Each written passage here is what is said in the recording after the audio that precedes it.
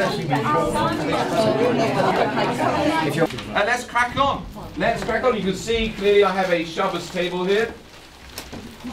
So we're going to talk about Shabbos or Shabbat or Shabbat. It's all the same. It's what happens. Yeah, of course. Yeah, please do. Thank you. Okay, take one sheet and pass along. Do you mind if I open it?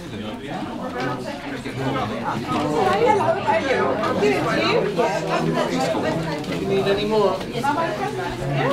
Okay, so just firstly I apologise. It's coming. Is there more coming back? Is there more coming round? Are there any spares? Sorry? Sheet. Have you got a sheet? No.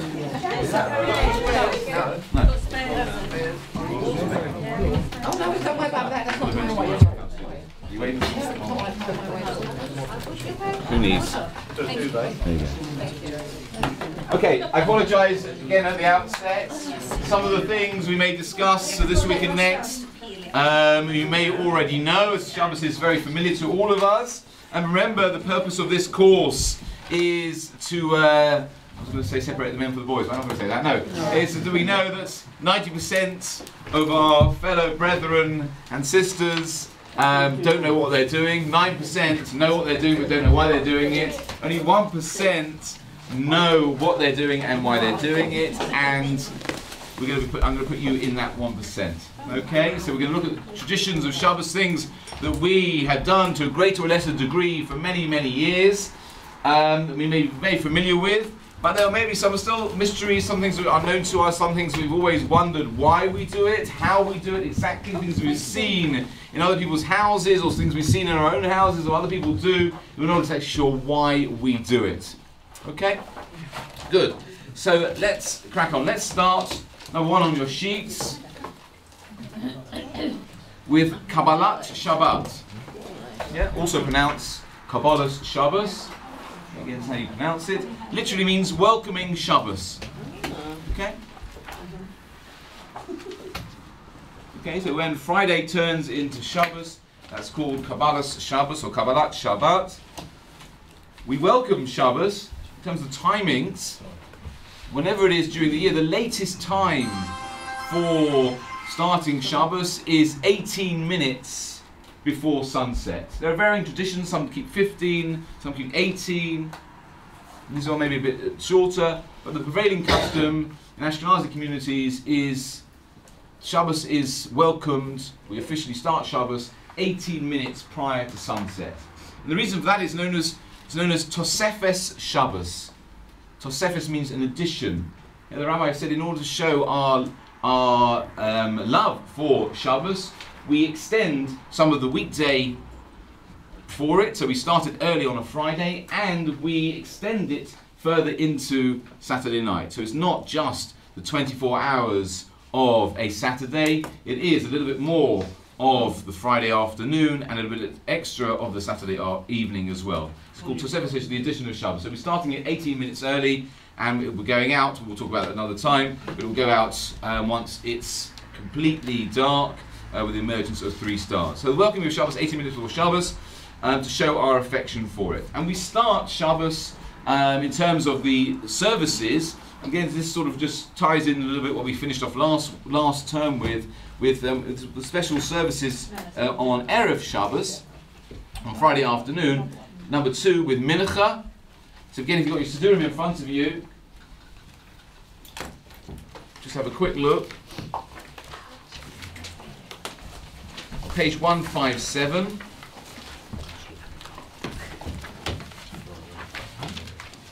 So although technically we've accepted Shabbos to a certain extent at this point, since it's still actually the weekday, we would say the regular weekday afternoon service on page 157. Okay, as we've been through that previously, I don't propose to spend much time doing it. We start off with Ashrei, and then into the Silent Amida. That is repeated, and then concluded with Kaddish, and then it's on 183. and then Aleinu 185, and that's the end of Mincha. Okay, it's a very short Mincha afternoon service, a regular one as normal for a weekday. Okay, and then in different, so we normally do during the week in an evening where you go from the afternoon service to the evening service. On a Friday afternoon, after the afternoon service, we then have a prelude to the evening service, which is called Kabbalah Shabbos. Again, the welcoming of Shabbos. This actually now refers to an extra service that starts on page 223. Turn to 223. See at the top of the page in the Hebrew, it's called Kabbalat Shabbat. That's the name of this part of the service. And it's lovely antiquated English translation, the inauguration of Shabbos. Yeah, feel free to look that up at your leisure. Page 223.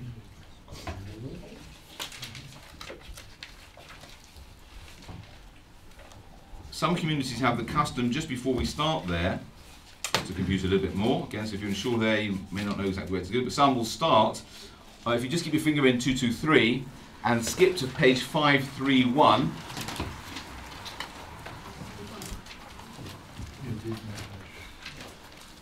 Okay, page 531. You'll find here a liturgical poem called Yedid Nefesh. It's quite a beautiful liturgical poem sung to a tune. Some communities have the tradition to start off singing this because of the themes contained within it. Then having done that, then go back to page 223 and officially start Kabbalat Shabbat. Okay? Starts with, so back on 223, we'll just look through it very quickly. From 223 to 229, we recite 6 psalms, which will be using our coding from previously, which was everyone sitting down, saying together quietly, topped and tailed by the person leading the service. Okay. In some shuls, you'll notice a difference. Some shuls have a custom, and interestingly, because this is not actually part of the official evening service. Some communities mark that difference because in the way that the chazan, rather than standing at the bimah where he normally stands, would stand, if they have 2 bimmahs in a shul, some shuls you'll see have a central bimah, and some will have one at the front, a reading desk at the front. Have you seen that? Have you been to a shul there? Yes? Yes. Yeah? Where most of the prayers will be taken from the front, and the reading of the Torah will be taken from the central bimah. So to mark the difference between this service and the other services, some communities have the custom where the chazan will stand at the central bimah for this part of the service. When it gets to the evening service, he'll then go to the front of the shul where the normal service is taken. You may have seen that in some shuls. Wonder what's going on. Maybe just finding out different positions in the shul. That's why it's done, in order to signify the fact that this is a much later addition into the Jewish liturgy, and is not actually official part of the afternoon or evening service. To mark that, some communities have that custom. It's 6 psalms that all talk about the sovereignty of God over the universe, for obvious reasons, that we're now, by celebrating Shabbat, we are recognizing that God created the world and is the master of the whole universe. That's the theme of these 6 psalms.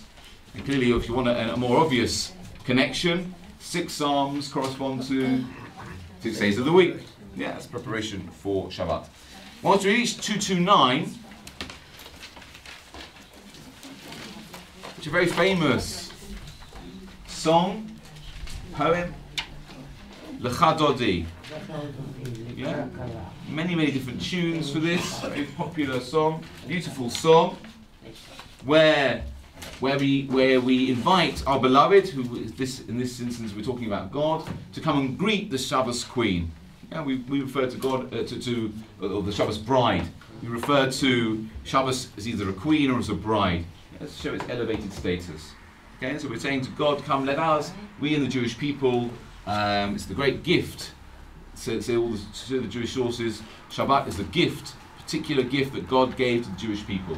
So here we're recognizing that and singing that we should go and visit it. This was actually composed in I think the 17th century by Rabbi Shlomo HaLevi Alkabetz, who was a famous Kabbalist who lived in Sfat. And the Kabbalists in Sfat, a mystical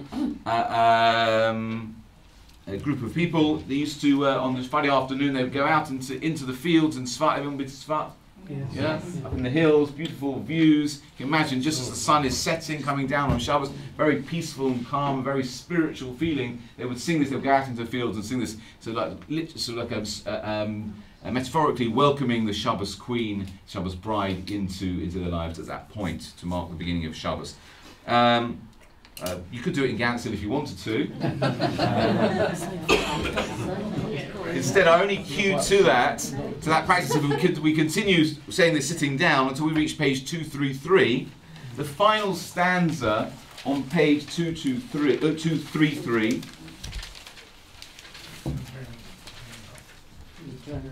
Yeah. As you see the refrain repeats, l'chadodi, you see in the small writing, and then the final stanza, the custom is to stand up and turn to the back of the shul, again, as a way of symbolically welcoming the Shabbos bride.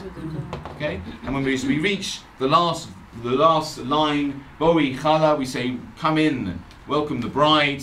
Boi Chala, we bow to the back of the shul and we turn around, and since we've had our back to the Aron Kodesh, as a sign of respect, we bow to the Aron Kodesh as well. So you may have seen that. That's the reason for that. Okay, you'll see, just a quick note here. You'll see in the English note here, it says, on the return of the Avelim, mourners, into the synagogue, they are greeted with the traditional words of consolation. Have anyone ever seen that? Yes. Yeah? Unfortunately, if a person finds themselves, Shabbos obviously can fall within the week of mourning, and because this part of the service is not quite Shabbos, it's not quite weekday, and there's a sort of a joyful element to this, it's not appropriate for a mourner who's in their week of mourning to be in for this part of the service. So they would actually go out before the service started, after Mincha, and after this had finished, they would come back in, and because on Shabbat there is no mourning, the mourning is suspended for Shabbat, so as they come back into shul as Shabbat begins, we welcome them, or we greet them, and we comfort them with this traditional line, Makom Yinachem Etzechem, may God comfort you. Do the mourners come in before or after the last stanza? After the last stanza, After. yes.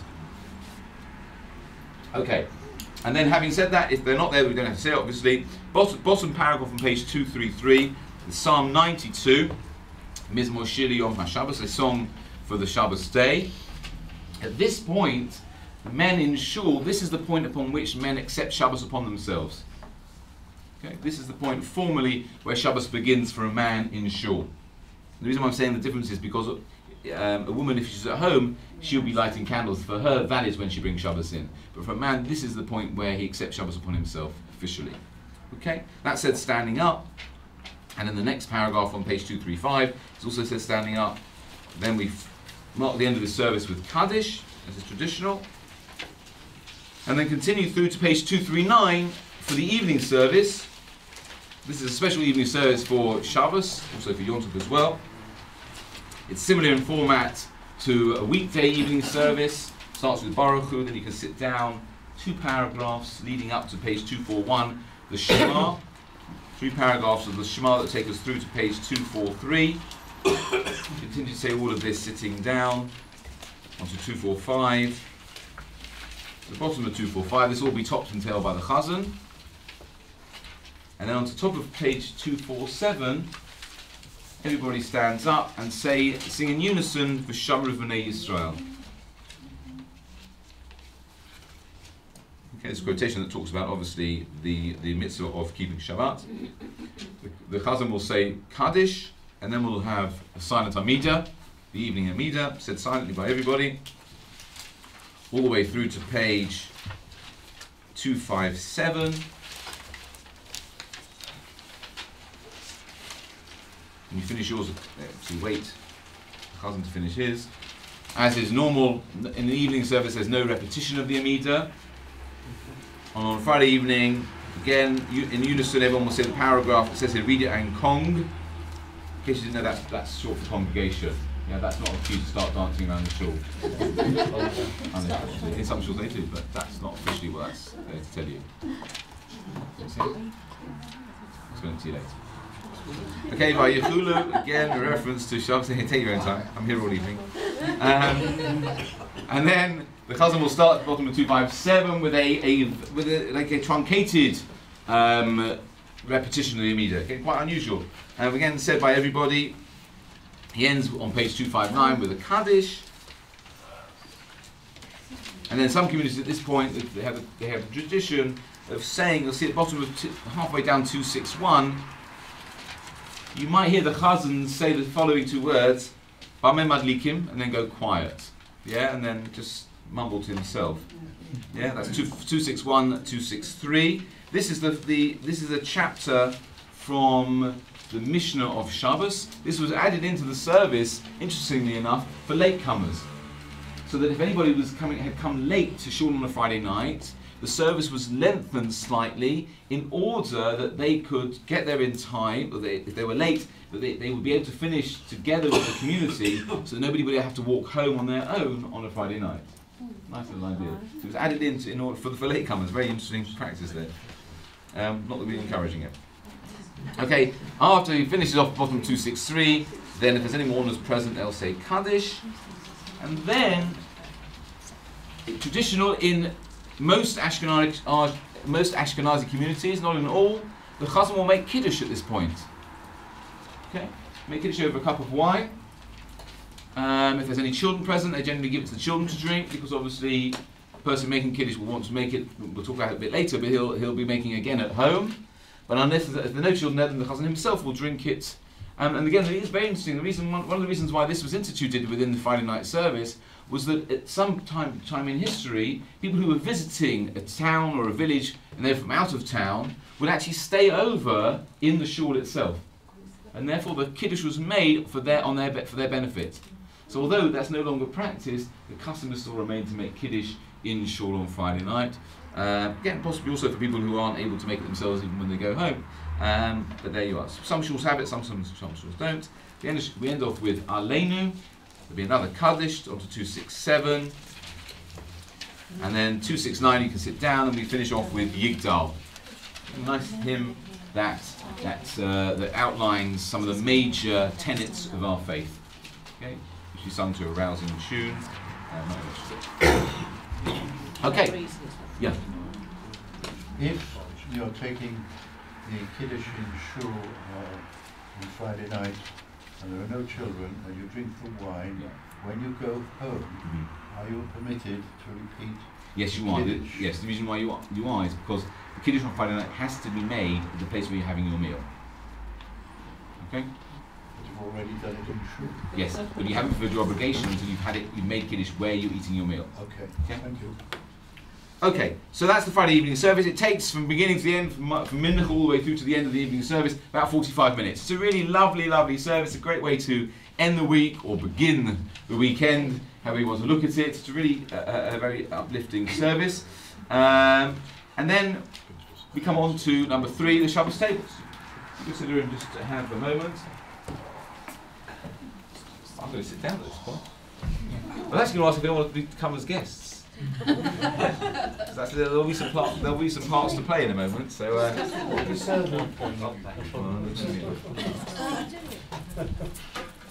Okay, Shabbos table. What can we say about the Shabbos table? Shabbos table should be set before Shabbos, so that as soon as people come home from shul, you can start the meal. You can see the challah should be covered. We'll come on to that in a moment. The reason why is because we're going to start with Kiddush. And we talked a little bit previously maybe about certain order in terms of priorities of brachas. Now the bracha over bread actually is a higher status than the bracha over wine. So in truth the bracha over the bread should come, the challah should come first. But we're going to be starting with Kiddush. Okay? That is one of the reasons why we cover the challah. Yes? Because it wouldn't be correct to make a bracha over the wine, which is a lower level bracha, before the bracha over the challah, which is a higher level bracha. So so we don't actually see it, we cover it. That's one of the reasons. Okay. The other reason is, anyone know the other reasons why? Because of the manna is covered. That's right. Very good. This is the reason. Another reason why not only do we cover it on top, but also underneath. So it should be on a board or a plate or something. Is because the 2 loaves reminders of the double portion of manna that fell on a Friday in the desert, and it was covered both underneath and above with a layer of dew. D-E-W. Okay, so to remind us of that, we cover it both underneath and on top. So 2 reasons. Okay, so we said check before Shabbos, colours to be covered. Should be a white cloth, preferably. Yeah, preferably with white cloth. Again, the theme of Shabbos bride, purity, mean it should be a white cloth. Shabbos candles. Now we all know that it's the woman's mitzvah to light the Shabbos candles. However, probably also not so well known is that actually a man, although he's not lighting, he should actually prepare the Shabbos candles. Yeah? You know that? Yeah. Actually, to be involved in the mitzvah, you should try and prepare, make sure the Shabbos candles are ready to be involved in the mitzvah. Okay, so that's it. So Shabbos candles, they should be in the room in which you're going to be eating your meal. Okay, they should be. And the reason is we want to Shabbos candles promote peace in the house, bring light, and a part of celebration of joy, which is all about Shabbos. And it's appropriate to have that in the place where you're going to be eating your meal. Again, when the women come to light them, the latest time they should light them is 18 minutes before sunset, and because their lighting of them again is their acceptance of Shabbos. The number of candles. How many Shabbos candles should you light?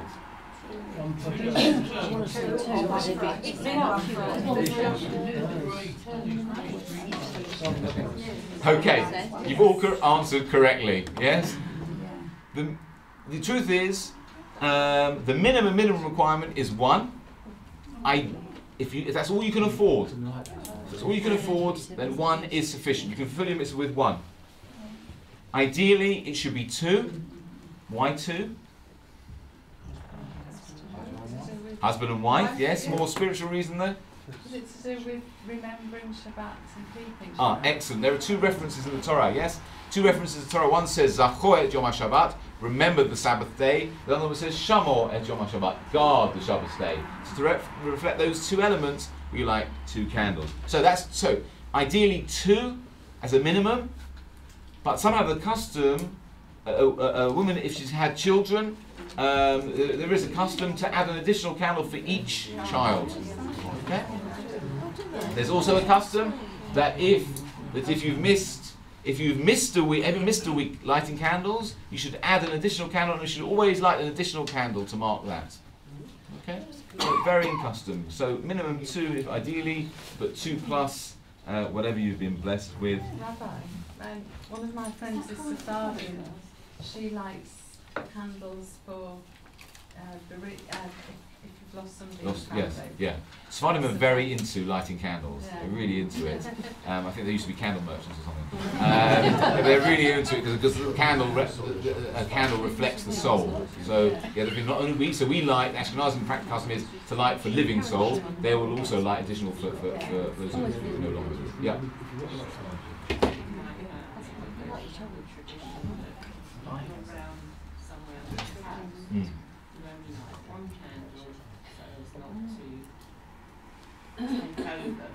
Right. No, see, that's an excellent point. If you're somewhere where somebody else is lighting Shabbos candles, see, the whole point is we're lighting the candles in order to bring additional light into the home on Shabbos.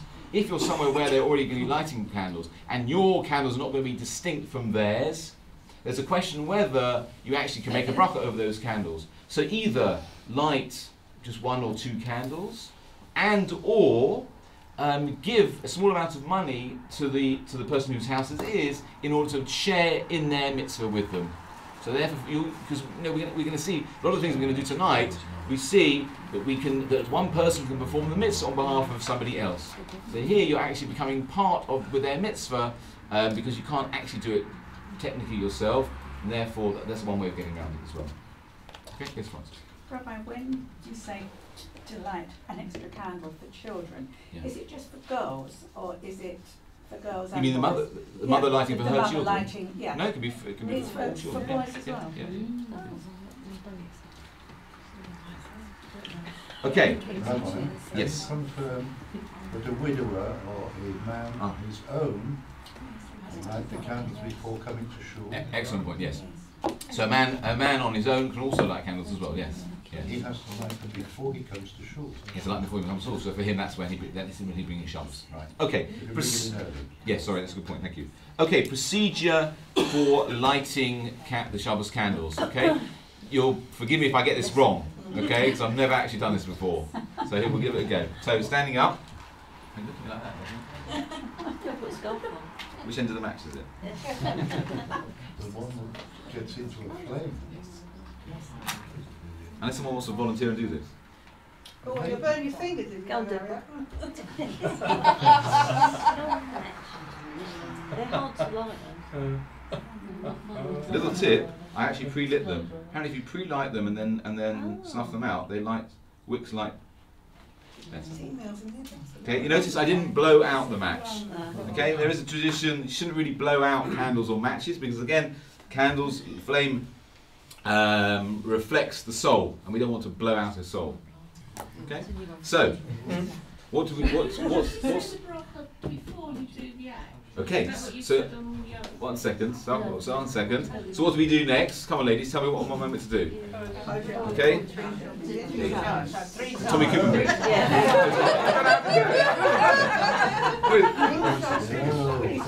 Like this. Yes. Why do you do that? 3 times. 1, 2, 3. Cover your eyes. Count to 10 and then go and hide. No.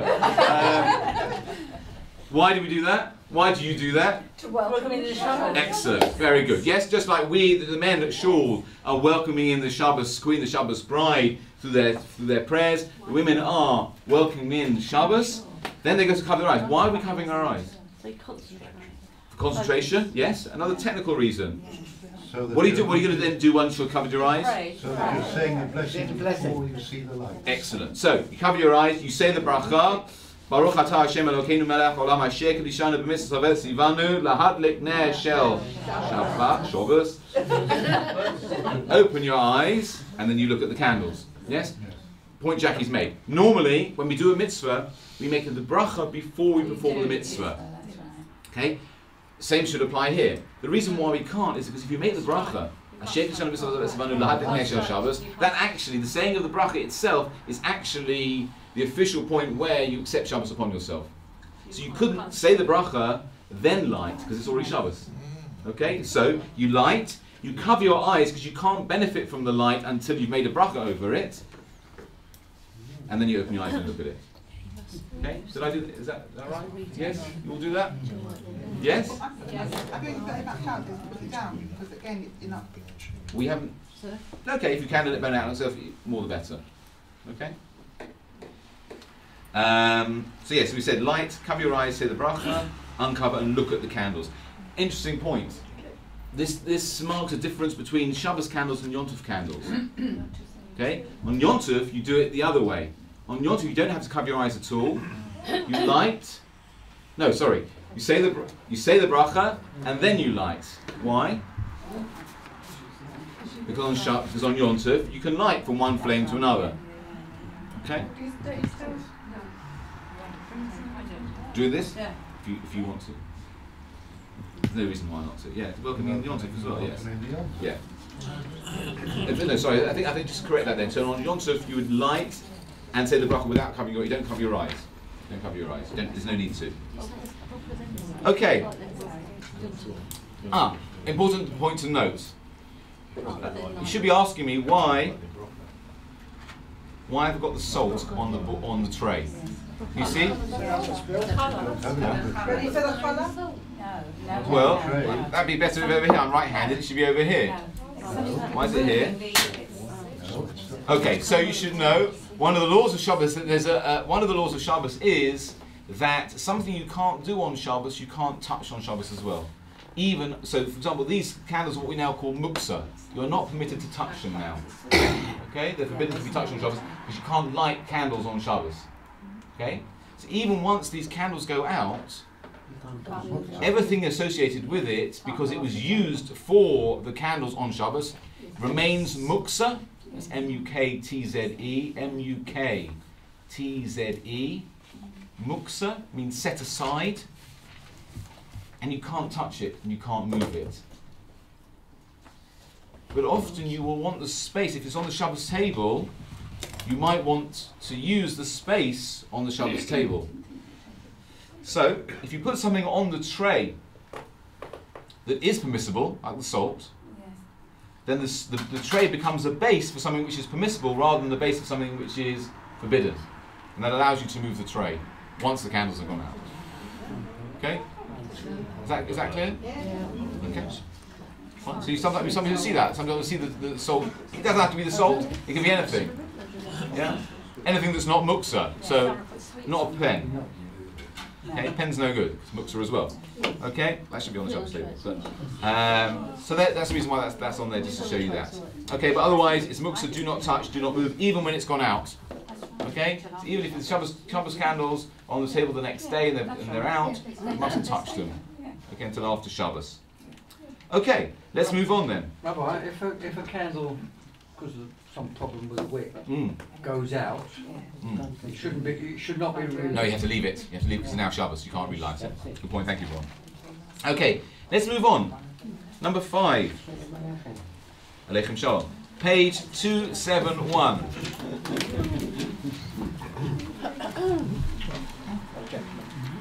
Are we ready to eat yet? No. Soup isn't ready.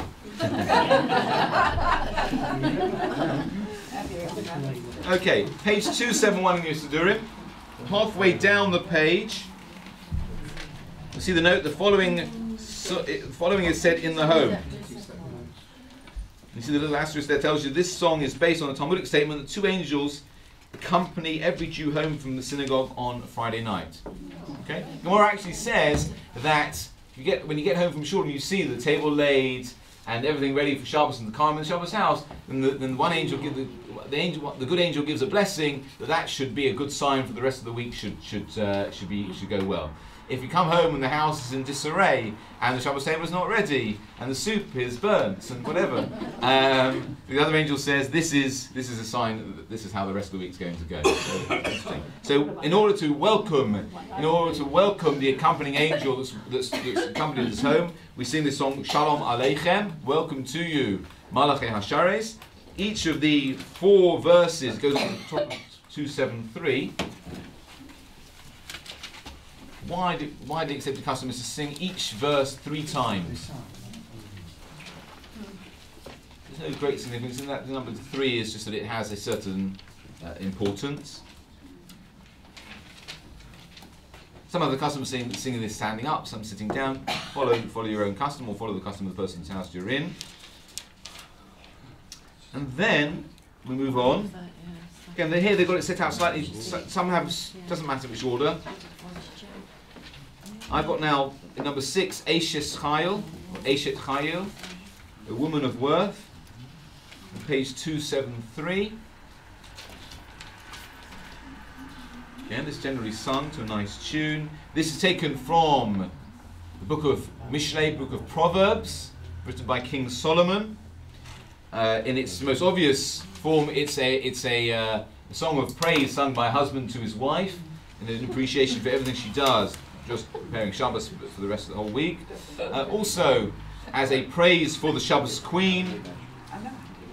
And according to a Midrash, it was composed by Abraham as a eulogy for his wife Sarah. Yeah. And some say also the Eshes Chayil, the woman of worth, is actually referring to the Torah. And we're praising all the virtues and all the praises of the Torah itself. So a very beautiful traditional song to be sung at the Shabbos table.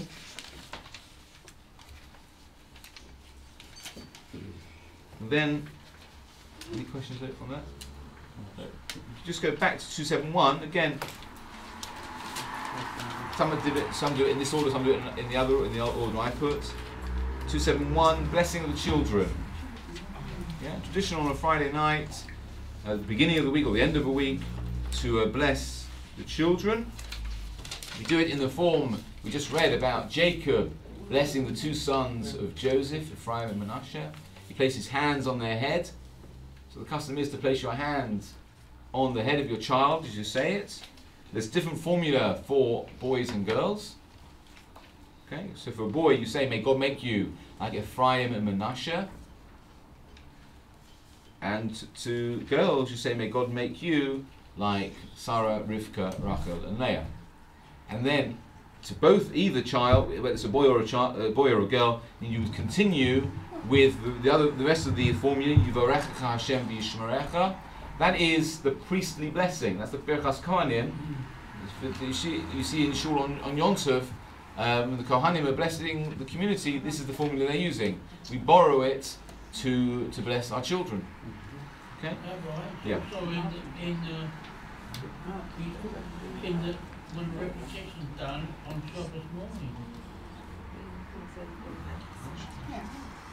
Yes, the blessing of the Kohanim in the Amida.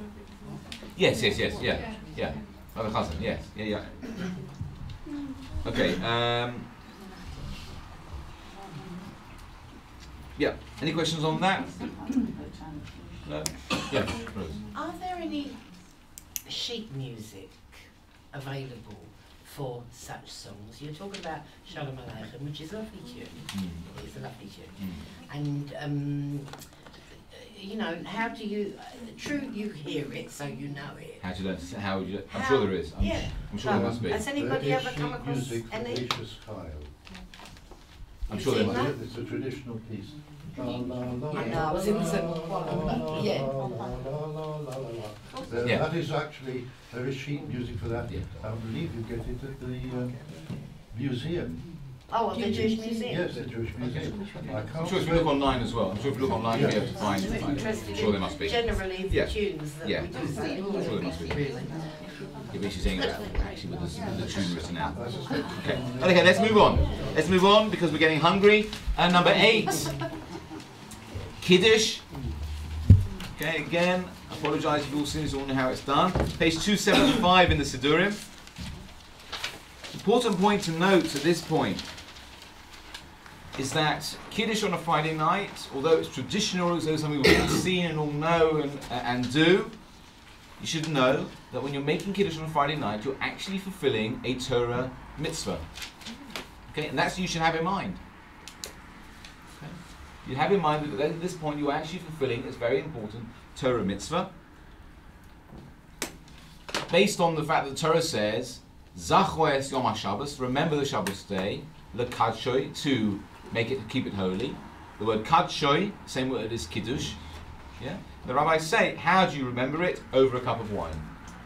Okay, so that's where we get the tradition of making kiddush over wine or grape juice.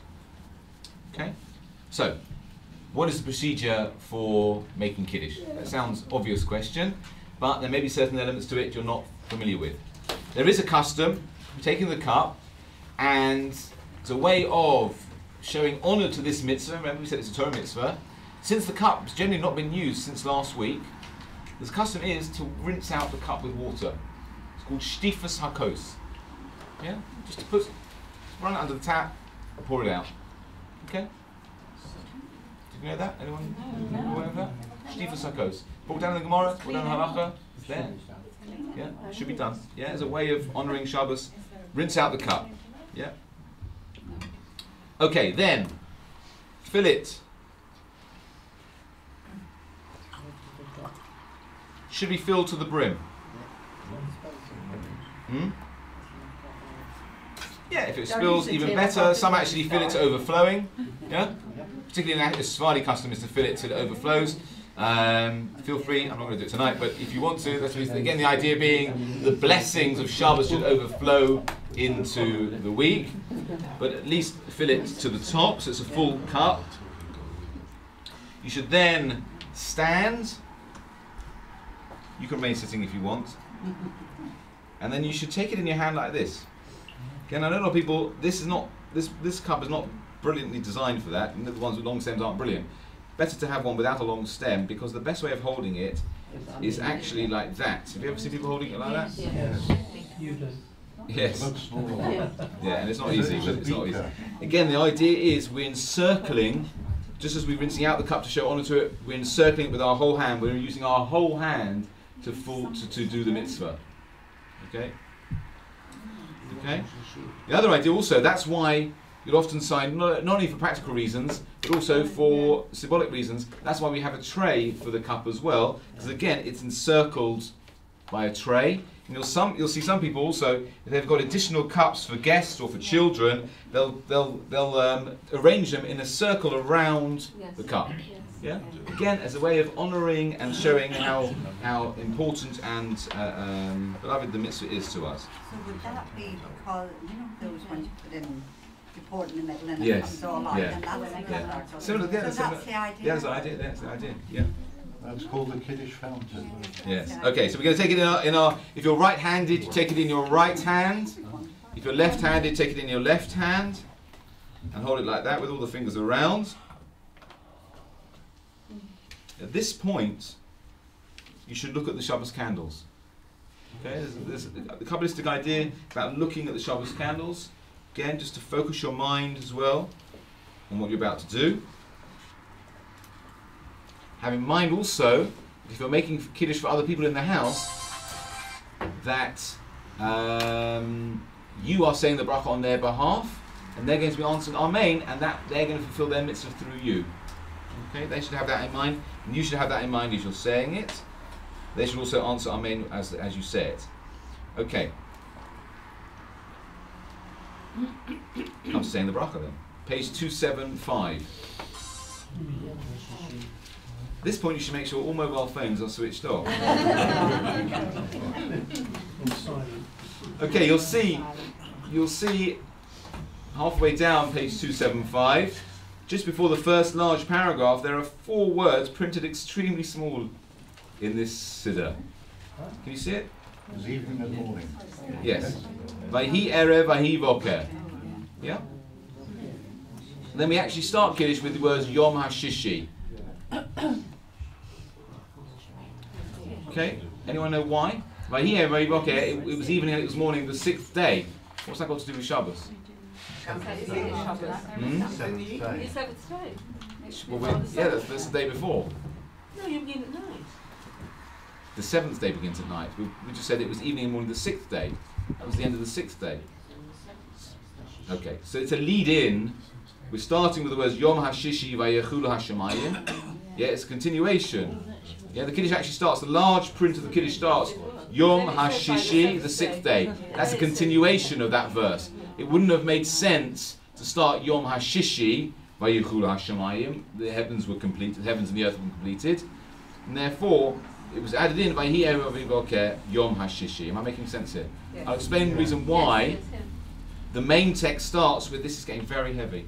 I'm just going to put it down for a second if you don't mind. The reason why we start with Yom HaShishi and therefore have to add in this small line here is said quietly because it's not actually part of Kiddush, it's just added in order to give it context. The reason why the Kiddush starts with the word Yom HaShishi is because the first letter of the word Yom, first letter of the word HaShishi, first letter of the word Vayechulu, and the first word of the word HaShamayim spells God's name. Yud Hey and Vav Hey. Okay? So spells God's name, so therefore that's why it started there. But to give it context, they added in this. That should be said quietly. So Vayhi erev vayhi boker should be said quietly. You start with Yom HaShishi. You'll see there's a colon there. You should then pause to show that it's not part of it, and then you say Vayechulu. Okay. So all of that paragraph. Some say you should be looking at the candles as you're saying this. All the way down to the first bracha. Baruch atah Hashem Elokeinu melech haolam borei peri hagafen. At this point, you should actually look at the wine because that's the. And not drink it. Not drink it. Thank you, Barry. Not drink it. But at this point, you should look at what you're referring to as you're making the bracha. Some have the custom also just to lift the cup slightly. Yeah, as a symbol that this is what you're making Kiddush over. Continue with the next bracha. Baruch atah Hashem Elokeinu melech haolam asher kedishanu. All the way through to the bottom of the page. Baruch atah Hashem Mekadesh HaShabbos. Yeah, we're sanctifying God we're thanking God for having sanctified Shabbos. This point, everyone there who's heard the bracha answers Amen. The person who's made Kiddush sits down and drinks, I'm not going to drink because you're watching me. But you should drink, the person making kiddush should drink at least 1.5 fluid ounces. Which is how much? 1.5 fluid ounces, that's as much as it is. Okay? It's about, rather than measuring it, it should be at least a cheekful of wine. Okay? It can't be a sip. Yeah? It should be, in order to fulfill the mitzvah, you have to drink a nice quantity of the wine. Okay. Once the person making kiddush has drunk from it, to come to everyone else is at the table. Now there are various customs in terms of how the other people at the table drink wine. Okay? Ideally, everybody should drink from this, which is called the kos shel bracha, the cup that the bracha has been made over, because it's special. The problem is, once one person's had a drink from it, it actually becomes what we call pagum. It actually becomes, how do you pronounce pagum? How do you pronounce it? Huh? To a certain extent, yes. There's a certain something missing from it. Not pure. No, sorry, I'll go as far as that. I'll go as far as that. Imperfect. Not as perfect as it was. And therefore, you can't pour from that into other people's glasses. But if you're close family members or you're not that bothered, everybody should drink from the same cup. Okay? They don't have to, everybody else doesn't have to drink the same amount. They can have just a sip, and the person making bracha has to drink 1.5 fluid ounces.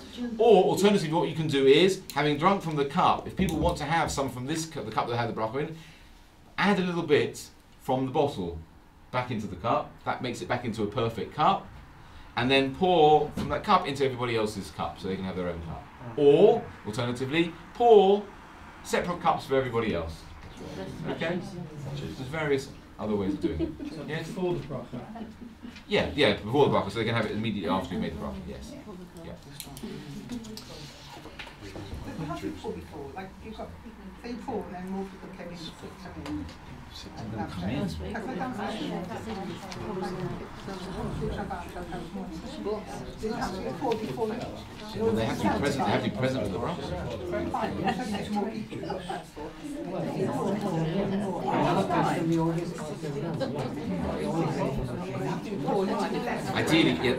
Ideally, they should have it in their hand immediately to drink as soon as they've heard the bracha. Okay. In terms of the requirements of the cup that the bracha is made from, it shouldn't be one of these tiny little cups. Yeah. There's two reasons there's something wrong with this. Firstly, unless it actually could hold this actually. This holds one. No, it's not. No, this actually holds 1 ounce. Yes. Oh, there you go. So there you go. You have to drink a bit more than that.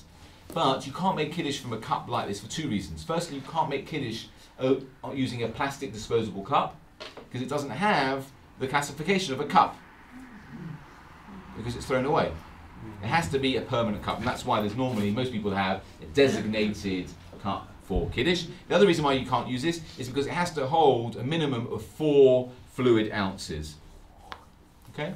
So it has to be 4 times the size of that. Rabbi, are you talking about the bracha or are you talking about The everybody? no. The cup over which the bracha is made. Yeah, everybody else, people who are listening to the bracha, that's absolutely perfect for them.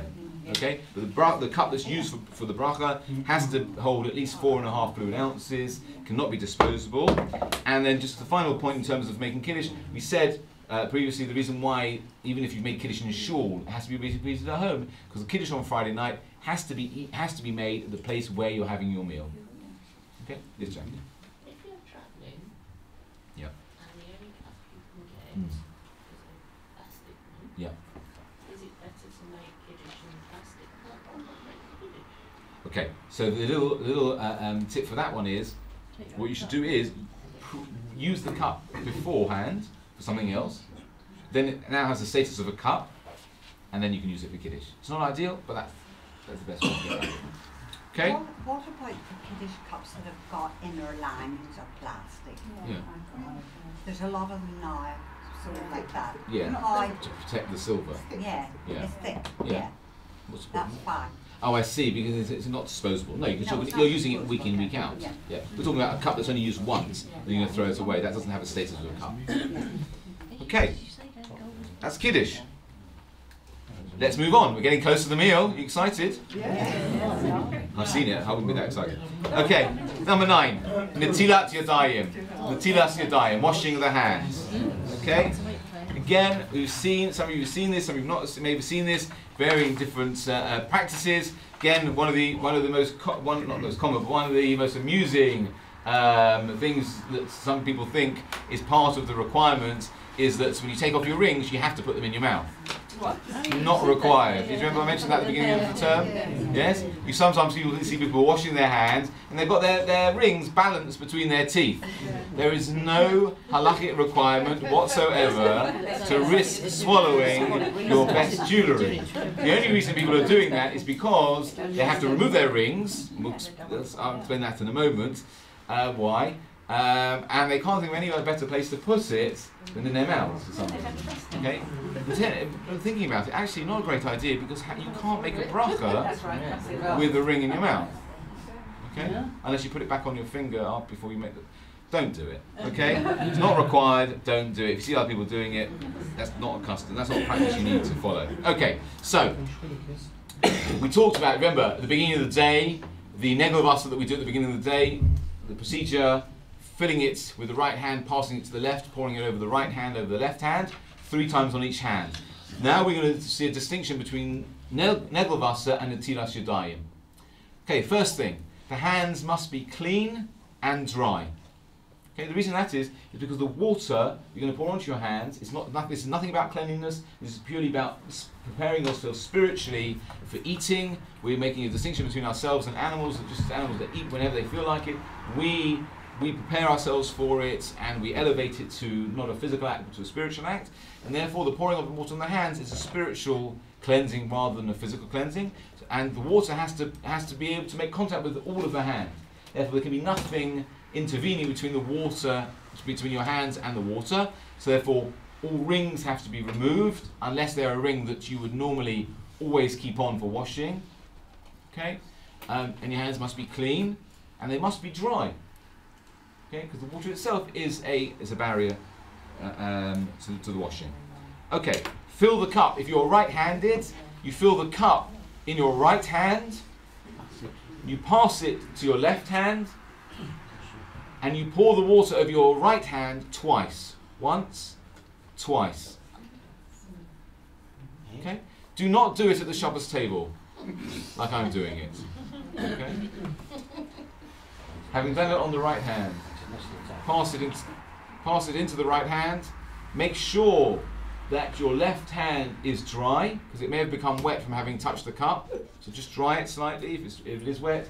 Then pour it again twice, once, twice onto the left hand. Put the cup down. You see, a lot of people at this point will then put the cup back under the tap, turn the tap back on, and fill it very politely for the next person waiting behind them. Do not do that. Okay?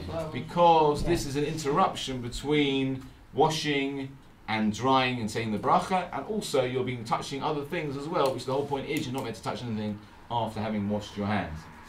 Having washed your hands, put the cup down, lift up your hands, rub them together slightly to rub any excess water off, and say the bracha, Baruch atah Hashem Elokeinu melech haolam, she'ek lishanu b'sotaveh tzivanu al netilas yadayim.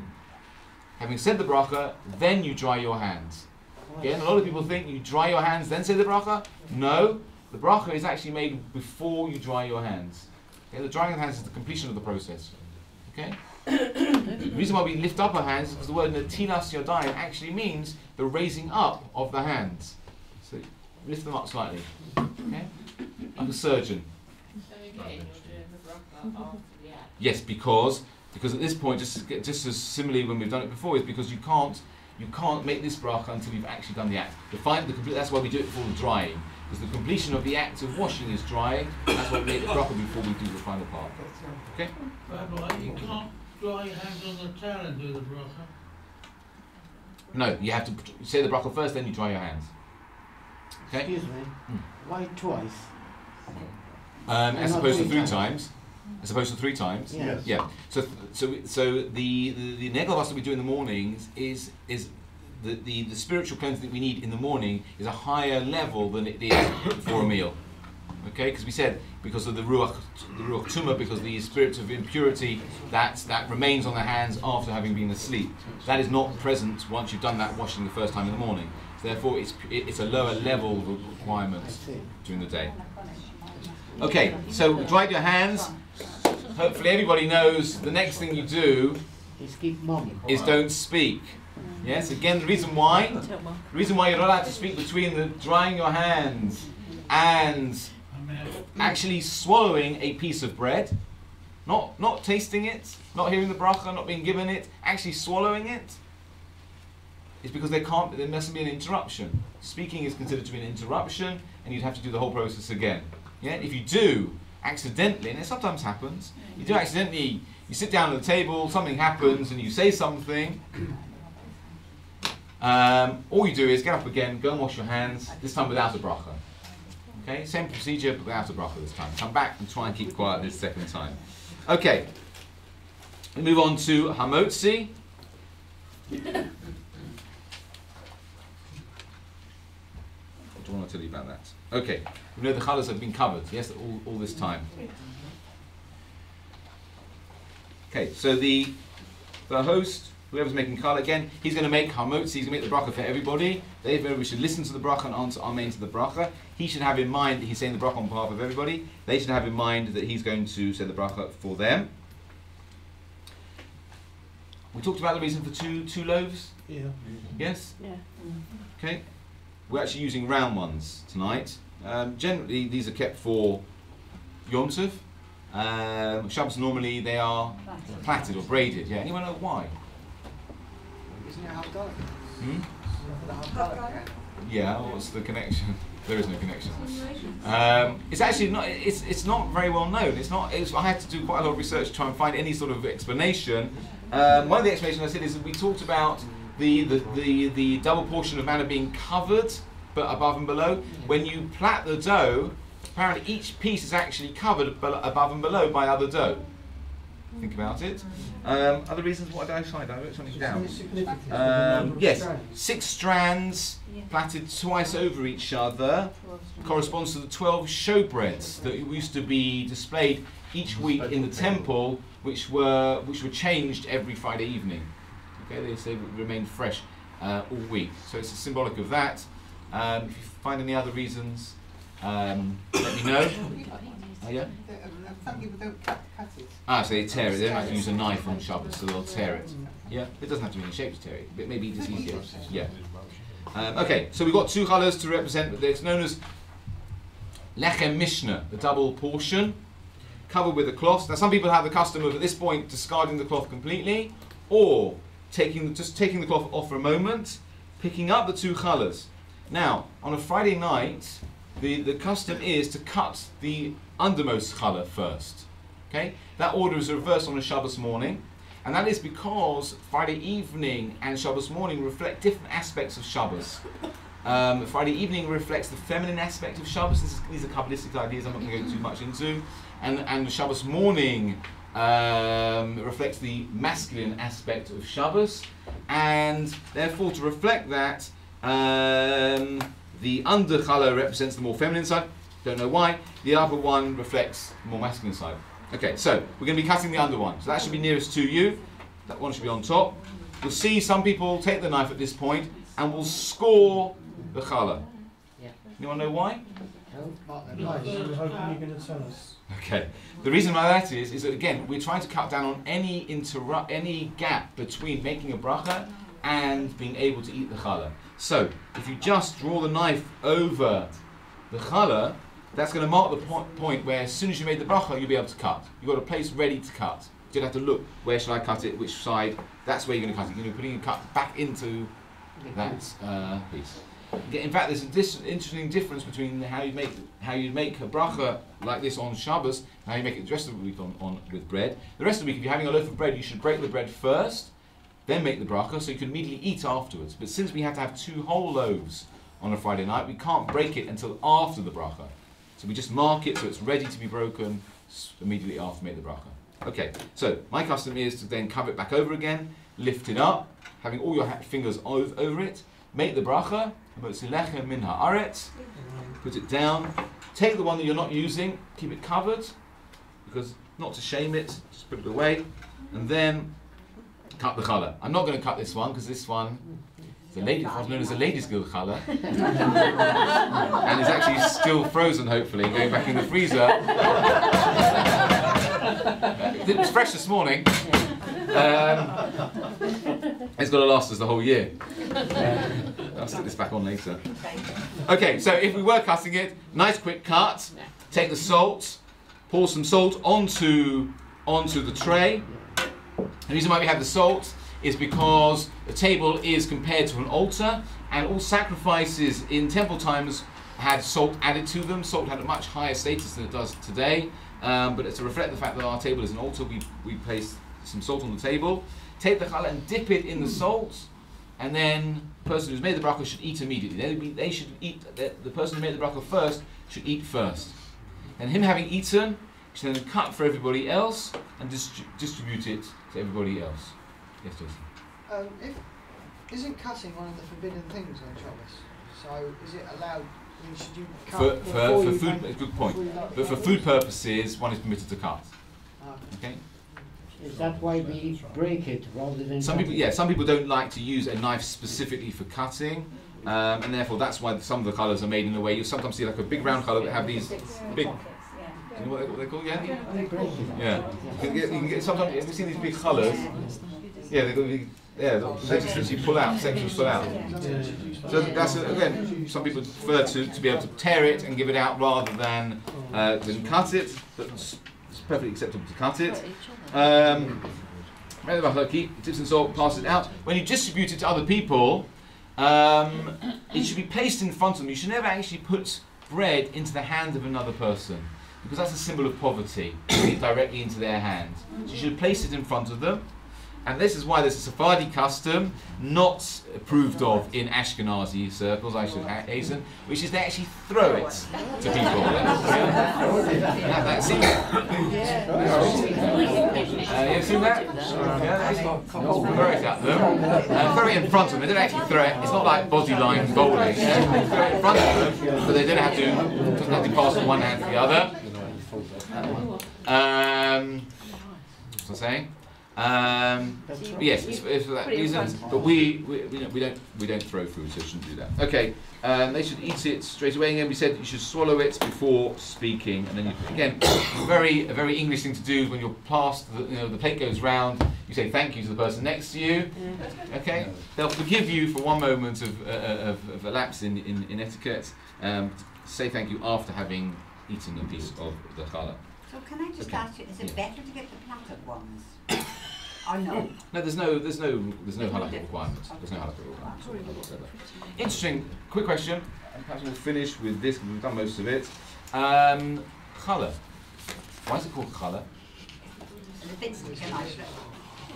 It's taken out of it. So why is this called challah? No, separate. You know when it's baking. Yes. So challah actually refers to the separation of dough. There is a requirement when you make a certain quantity of dough. In temple times, there was a requirement when anybody made a certain quantity of dough, they had to take a portion of that dough, set it aside to give to the Kohen, as a gift to the Kohen.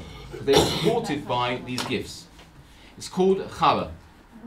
Now, nowadays we no longer have the temple, and therefore there's no requirement to give it to the Kohanim. However, if you are making your own bread, it doesn't have to be challah, any type of bread. If you're making a certain quantity, I don't know the exact quantity off the top of my head, but if you make a large quantity of dough, you actually should still remove a piece called hafrashas challah, the separation of challah, and that piece of challah, that piece of dough, should be baked in the oven until it's burnt, and then it should be wrapped and disposed of, as a reminder of that practice in temple times. So, let me just finish the point. So, challah actually refers to that piece of dough that was separated from large quantities of dough and given to the Kohen. So why has that become known with this Shabbat, the Shabbos loaves are known as challah? The only reason I've seen for it is that although maybe during the week people would buy their loaves of bread, it's particularly a big mitzvah to make your own challah for Shabbos. So when you're buying the dough, you don't have to buying bread. You don't have to worry whether the challah has been taken from it, because that's the baker's requirement. When you're making it yourself, it's your obligation to take it. So in order, I think the custom arose that for people, in order that they knew that challah had been taken from the dough that was used to make challah, they called the challah challah. Are you with me? I'll explain that again. In order that, as a reminder that when they're making Shabbos loaves, that to take a portion from the dough and set it aside to give or to burn, they called what was remaining challah as a reminder of that requirement. Okay? And that name just seems to have stuck. Okay, that's the best explanation I can give you. Yes, Rob. No, I've seen where at the table a sliver has been cut away and cast aside. A sliver of Oh right, yes. The idea is that again, to show the importance of the mitzvah, to find the best part of the challah. That's the first piece you should eat, is the best piece. So some say, well, the first cut is not always the best baked piece. So some do. Truth is, generally, if it's been baked well, it should that first. You should really try and have that first piece, unless it's really the next piece is going to be significantly better. Yeah, I've seen it with this cut away. Only a sliver. Yeah. Some people do that. They'll cut off the first bit and then go to the next bit. But the best baked bit actually is it will be the crust. It's got the best bake. Okay. We'll stop here. We'll continue, please, next week with the L'chaim. So from now until next week, L'chaim. Yeah.